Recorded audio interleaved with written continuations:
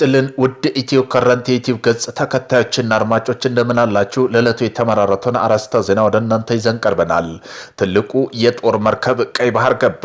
በኒውክሌር ኃይል የምትሰራው ከ75 በላይ የጦር አውሮፕላኖች የመሸከም አቅም ያለው የአሜሪካ ዩኤስ ጀራልድ አር ፎርድ የሚባለው የስዊዝ ካናልን አቋርጦ ቀይ ባህር ገብተዋል። ይህ በአሜሪካ በሁለት አቅጣጫ ግዙፍ የጦር መርከብ እንድታሰማራ አስችሏታል። አንደኛው ጀራልድ አር ፎርድ የሚባለው በቀይ ባህር በኩል አዲስ የጥቃት መስመር ከፍታለች። አብርሃም ሊንከን ከአረብ ባህር በኩል ከደቡብና ምስራቅ ጥቃት እያደረሰ ትገኛለች። የሀገሪቱ መከላከያ ሚኒስተር ፔት ሄክሰን መዋጋት ገና መጀመር ሲሉ ዝግጅታቸውን ገልጸዋል። የፐርሺያዎቹ ሀገር ኢራን አሜሪካና እስራኤል ከፍተኛ ዋጋ እያስከፈለች ትገኛለች። ሀገሪቱ ኢምራት በሚገኘው አሜሪካ ፓትሪዮት አየር መከላከያ ላይ በፈጸሙ ሚሳኤል ጥቃት ዘመናዊ አሜሪካ አየር መከላከያ ከነባትሪው አውድማለች። አሁን ላይ የሚተኮሱ የኢራን ሚሳኤሎች የታለመላቸውን ኢላማ መምታት ንጽጽራቸው ከፍተኛ ሁኔታ እያደገ ይገኛል። በመካከለኛው ምስራቅ ያለው ከፍተኛ አሜሪካ ራዳሮችና ድክመት ትንቢያ የሳተላይት መረጃ መሰብሰቢያዎች እንዲሁም የሚሳኤል ጥቃቶች ገና ከመወንጨፋቸው ዴስቲክ የሚያደርግ የተራቀቁ መሳሪያዎች በኢራን ሚሳኤልና የድሮን ጥቃት እየወደሙ በመሆኑ ኢራን የመምታት አቅሟን አሳድጎላታል። ከፍተኛ ውድመት እያደረሰችም ትገኛለች። ኢራን አሜሪካና እስራኤልን የምታስከፍለው ዋጋ በከፍተኛ ሁኔታ እየጨመረ ሲሆን አሜሪካ ዕለታዊ ጦር ወጪም ከ2 ቢሊዮን ዶላር መድረሱን ትራምፕ ሌሎች ሀገራትን እገዛ እየጠየቁ ይገኛሉ። ይህ በእንዲህ እንዳለ አረብ ሀገራት ያላቸውን አየር መከላከያ እያለቀ መሆኑን ከፍተኛ ስጋት ፈጥሮባቸዋል። ጦርነቱ መጀመሪያ ላይ ድል የተቀናጁ ሳይሆን የጸኑ የሚያሸንፉበት ፍልሚያ ነው ተብሏል። ሳውዲ አረቢያ በፋርስ ባህር ሰላጤ አካባቢ የሚገኙ ነዳጅ ማከማቻዎች ከፍተኛ ፍጥነት በመሙላታቸው ምክንያት ነዳጅ ወደ ሌላ አቅጣጫ ለማዞር ከፍተኛ ሩጫ ላይ እንደምትገኝ ብሉምበርግ ዘግቧል። አካባቢው ባለው ጦርነት ምክንያት ነዳጅ ጫኝ መርከቦች በሰላም ተንቀሳቅሰው ነዳጅ ዓለም ገበያ ማድረስ አልቻሉም። በዚህ ምክንያት የሚመረተው ነዳጅ የሚሄድበት አጥቶ ማከማቻ ሞልቷል። ሳውዲ አረቢያ ነዳጁን በቀይ ባህር በኩል ወደሚገኙ ሌላ ወደቦች ለምሳሌ ያቡ ለማዘዋር እየሞከረች ነው።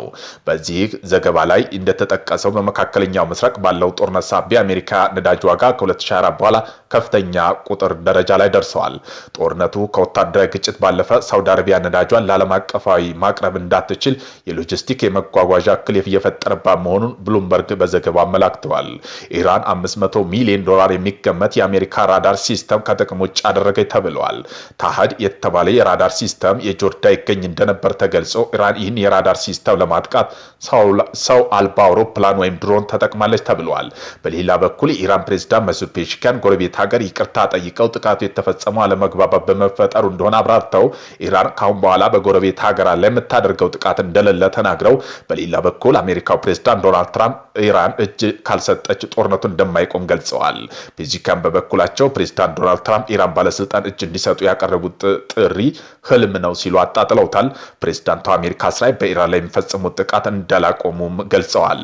ኢትዮጵያ ዋነኛ የነዳጅ አቅራቢ ሀገር ሳውዲ የነዳጅ መውጫ መንገዶች ለመቀየር እየተገደደች ነው።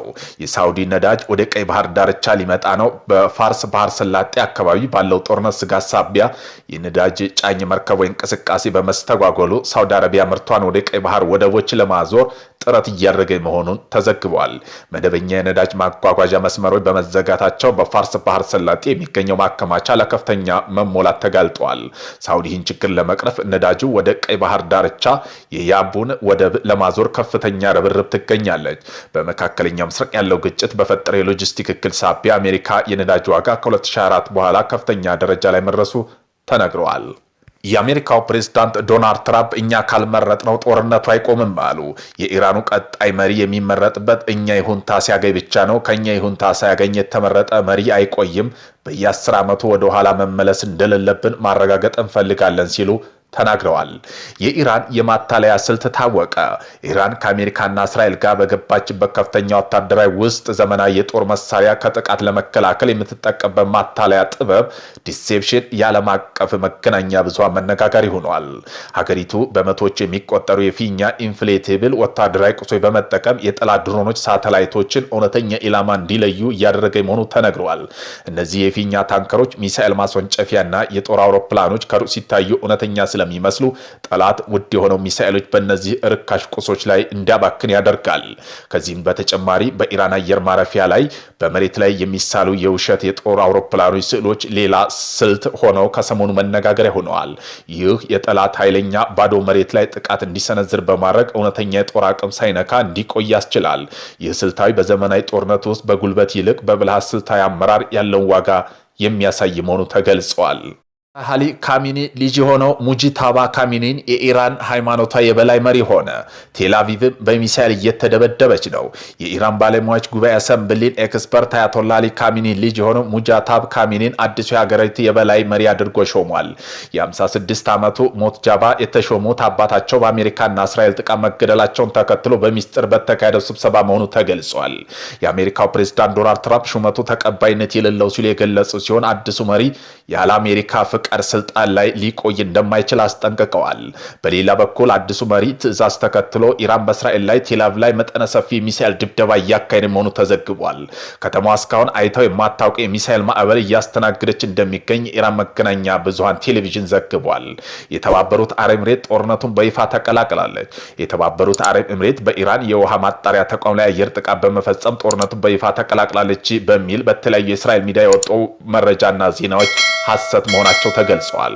አንድ የሀገሪቱ ባለስልጣን በኢራን የውሃ ማጣሪያ ተቋም ላይ ሀገራቸው ጥቃት እንዳልፈጸመ ገልጸው ኤምሬትስ ወደ ጦርነት ለመግባት ብትወስን እንኳ ሲቪል ተቋማት ኢላማ እንደማታደርግ ትኩረት በወታደራዊ ቦታ ላይ እንደሚሆን ገልጸዋል። ኢራን በተለያዩ የአሜሪካ ወዳጅ በሆነችው መካከለኛ ምስራቅ ሀገራት ላይ ጥቃት መፈጸሟን አሁንም የቀጠለ ሲሆን አብዛኛዎቹ ሀገራት ጥቃቱን ከመከላከል ባለፈው ወደ ሙሉ መልሶ ማጥቃት ጦርነት አልገቡም። እስራኤልና አሜሪካ በኢራን ላይ ጥቃት መፈጸማቸው የተጀመረው ጦርነት አሁን ላይ እንደ ኩዌት፣ ሳውዲ አረቢያና ባህሪን የባህር ሰላጤ ሀገራት እየነካ ይገኛል። ኤምሬት ቀጥታ ጥቃት እንዳልፈጸመ ብትገልጽም በቀጠና ያለው ወታደራዊ ዝግጁነት ግን ከፍተኛ ደረጃ ላይ ደርሷል። የአያቶላህ አሊ ካሚኒ ልጅ የሆኑት የካሚኒ ስም ይቀጥላል። ሞትጃባ ካሚኒን አዲሱ ኢራን ጠቅላይ መሪ ተደርገው ተሾመዋል። የኢራን ከፍተኛ መንፈሳዊና ፖለቲካዊ ስልጣን ያላቸው ባለሙያ ጉባኤ ቀጣይ ኢራን ጠቅላይ መሪ ሾመዋል። በዚህ የቀድሞ የበላይ መሪ አያቶላህ አሊ ካሚኒ ሁለተኛው ልጅ የሆኑት ሙተጃባን ካሚኒን አዲሱ ጠቅላይ መሪ ሆነዋል። የ56 ዓመት ሙተጃባ ካሚኒን በኢራን ከፍተኛ ፖለቲካ ሃይማኖታዊ ስልጣን ያለው የበላይ መሪ ቦታ እንዲይዙ ተመርጠዋል። ይህ ሹመት የተከናወነው አባታቸው አያቶላህ ካሚኒ በእስራኤልና አሜሪካ አየር ጥቃት መገደላቸውን ተከትሎ ነው። ምክር ቤቱ ምርጫው በሚስጥርና በከፍተኛ ጥንቃቄ ሲካሄድ የቆየ ሲሆን በስተመጨረሻም ካሚኒ ስም ይቀጥላል በሚል ሹመት ይፋ አድርጓል። የአሜሪካ ፕሬዝዳንት ዶናልድ ትራምፕ ቀደም ብለው ካሚኒ ልጅ ሹመት ተቀባይነት የለውም ሲሉ የገለጹ ሲሆን አዲሱ መሪ ያለ አሜሪካ ፍቃድ ብዙ ሊቆዩ እንደማይችሉ አስጠንቅቀዋል። አሜሪካ ከሷ ጋር የሚስማማ ኢራን መሪ በመምረጥ በኩል ከፍተኛ ሚና እንደሚኖራት ትራምፕ ተናግረው ነበር። እስራኤል በሊባኖስ በተፈጸመ ጥቃት 400 በላይ የሚጠጉ ሰዎች ተገደሉ። በሊባኖስ በእስራኤል ጋር በተፈጠረ ግጭት የሞቱ ሰዎች ቁጥር 394 መድረሱ የመንግስት የጤና ሚኒስቴር አስታውቋል። ዛሬ እሁድ የሊባኖስ ጠቅላይ ሚኒስትር ራካና ሰራዲን በሰጡት ጋዜጣዊ መግለጫ እንዳሉት አሜሪካና እስራኤል ከኢራን ጋር ባደረጉት ጦርነት በሊባኖስ በተሳተፈችበት ጊዜ አንስቶ 83 ህጻናት፣ 42 ሴቶች ከሟቾች መካከል ይገኙበታል። ናስራዲን አክለውም 9 የነፍስ አድን ሰራተኞች ሞተዋል። አጠቃላይ የሊባኖስ የሟቾች ቁጥር ከቅዳሜ ጀምሮ ከፍተኛ ሁኔታ እየጨመረ እንደሚገኝ የጤና ሚኒስትሩ አክለው ገልጸዋል። ራሻ የአሜሪካ ጦር መርከቦች ለመምታት የሚያስችል የስለላ መረጃ ለኢራን ማጋራቷ ተነገረ። ራሻ በመካከለኛው ምስራቅ የሚገኙ የአሜሪካ የጦር መርከቦች፣ አውሮፕላኖችና ሌሎች ወታደራዊ ንብረቶች ኢራን ኢላማ እንድታደርግ የሚያስችል ወሳኝ የስለላ መረጃ ማጋራቷን የአሜሪካ የደህንነት ባለስልጣን ገልጸዋል። ስማቸው እንዳይጠቀስ የፈለጉ ሁለት የአሜሪካ የደህንነት ባለስልጣን ለሚዲያ እንደተናገሩት ሞስኮ ይህ እርምጃ ሩሲያ፣ አሜሪካ፣ እስራኤል በከፍተው ጦርነት ውስጥ በይፋ እጃቸው እያስገቡ መሆኑን የሚያሳይ የመጀመሪያው ፍንጭ ነው ተብለዋል። እንደ ባለስልጣኑ ገለጻ ከሆነ ሩሲያን ያጋራችው መረጃ ኢራን በቀጠና የሚገኙ የአሜሪካ ጦር ኃይሎች ከፍተኛ ጥንቃቄ ለመምታት እንድትችል የሚረዳ ነው። ይሁን እንጂ አሜሪካ እስካሁን ባለው መረጃ ሩሲያ መረጃው ከመስጠት ባለፈ ኢራን ምንም አይነት እርምጃ መውሰድ እንዳለባት ትዕዛዝ ስለመስጠቷ የደረሰችበት ማስረጃ እንደሌለ ባለስልጣኑ አክለዋል።